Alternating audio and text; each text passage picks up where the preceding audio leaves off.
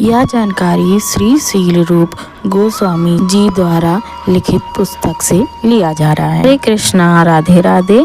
अभी तक आपने श्रवण किया श्री राधा कृष्ण की ललिता, विशाखा, चित्रा, चंपकलता, तुंग विद्या, इंदुलेखा, रंग देवी और सुदेवी। ये वरिष्ठ 8 सखियों के नाम, उनके कुल स्वरूप का वर्णन। अब आगे श्रवण करते हैं वरिष्ठ सखियों की 8 सखियां, जिनका नाम, स्वरूप, कुल का वर्णन एवं सेवा कार्य। पहली है कलावती। इनमें से कलावती अर्कमित्र के मामा कालांकुर नामक गोप की कन्या है। इनकी माता का नाम सिंधुमती है। ये हरिचंदन जैसी अंग कांति से युक्त तथा सूप पक्षी की अंग प्रभा के समान वस्त्र धारण करने वाली हैं। विशाखा के पति वाहिका का अनुज कपोत इनका पति है। अगली सखी का नाम है शुभांगदा। शुभांगदा मंगलमय स्वर्ण के समान उज्जवल अंग कांति वाली तथा विशाखा की छोटी बहन है। इनका विवाह चित्रा के पति पीठर के अनुज पतित्र के साथ हुआ है। अगली सखी हिरण्यांगी। हिरण्यांगी स्वर्ण कांति वाली हैं। इनका जन्म हरणी के गर्भ से हुआ। इनके विग्रह शरीर की सुंदरता को देखकर ऐसा लगता है कि मानो सब प्रकार के सौंदर्य का मंदिर स्वरूप हो।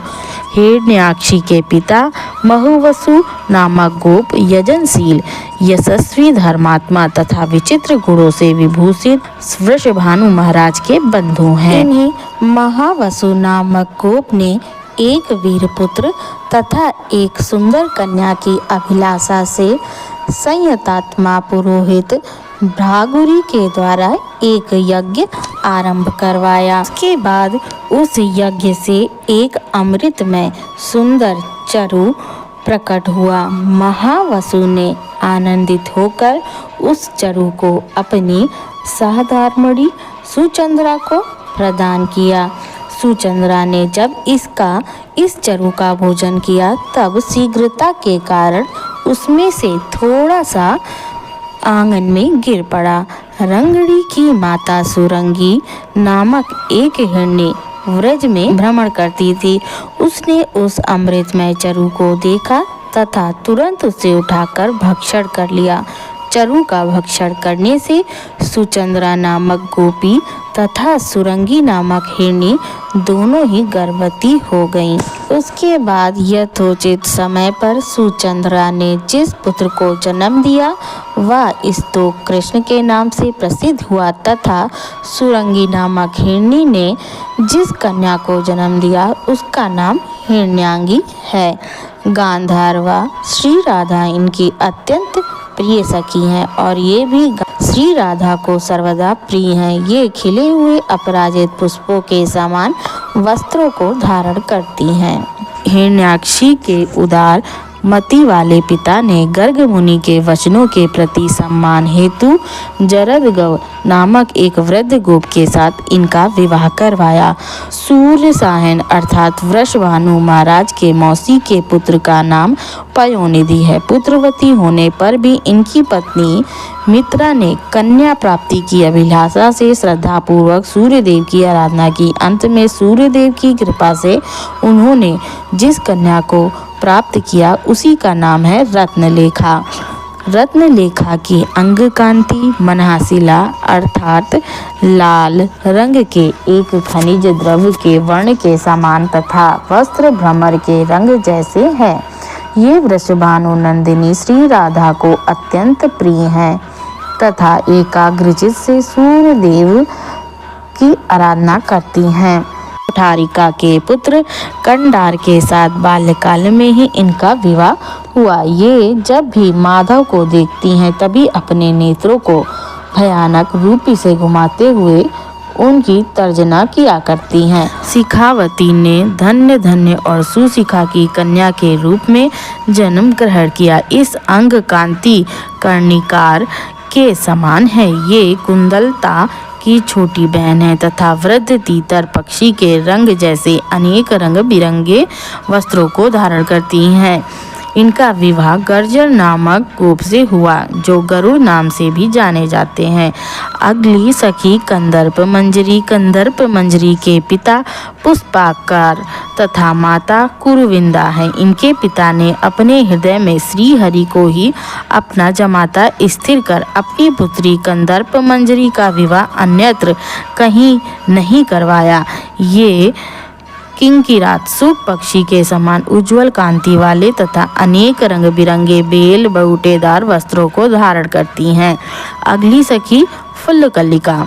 फुल्लकलिका के पिता का नाम श्रीमल तथा माता का नाम कमलिनी है। ये नीलकमल के समान श्यामा तथा इंद्रधनुष के समान मनोहर वस्त्र धारण करती हैं। इनकी उज्ज्वल ललाट पर स्वाभाविक रूप से बना हुआ पीले रंग का तिलक शोभा पाता है।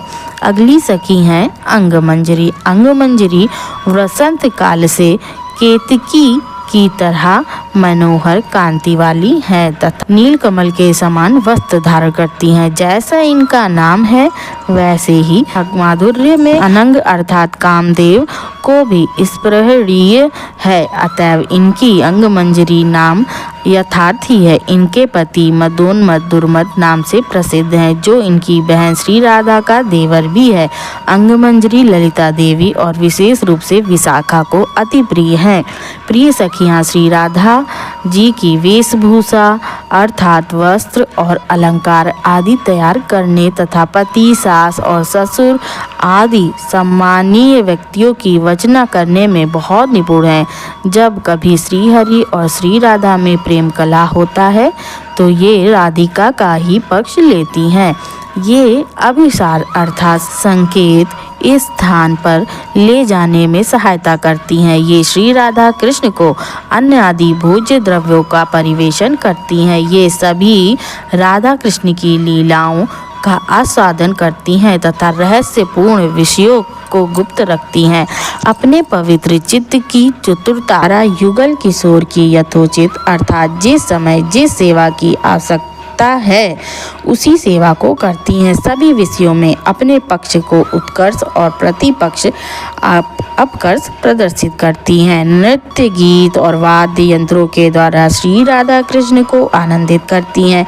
परिस्थिति के अनुसार उचित व्यवहार सेवा प्रार्थना और कथोपकथन कला करना भली भांति जानती हैं। विलक्षण व्यक्ति स्वयं ही इनके माधुर्य परिपूर्ण क्रियाकलापों को भली भांति समझ जाएगा। अतएव और अधिक कुछ कहने की आवश्यकता नहीं है। तब भी यह बात यह कहना अयोक्तिक नहीं होगा कि प्रायः ये सब कुछ जानती हैं, समय जो करना चाहिए उसे करती भी हैं। जो सखियां उपरोक्त राधा कृष्ण की अंतरंग सेवाओं को साक्षात रूप में करती हैं वे नियुक्ता हैं तथा जो दूर से उन अंतरंग सेवाओं की पुष्टि करती हैं वे अनियुक्ता हैं। नियुक्ता में से जो भली भांति जिस जिस अंतरंग सेवा को करती हैं उसे क्रम से लिखा जा रहा है। आइए श्रवण करते हैं अब अष्ट सखी चरित्रम। भक्तों वीडियो काफ़ी लंबी हो गई है। अब अष्ट सखी चरित्रम प्रसंग अगली वीडियो में श्रवण कीजिएगा। तब तक के लिए जय श्री राधे, जय श्री कृष्ण।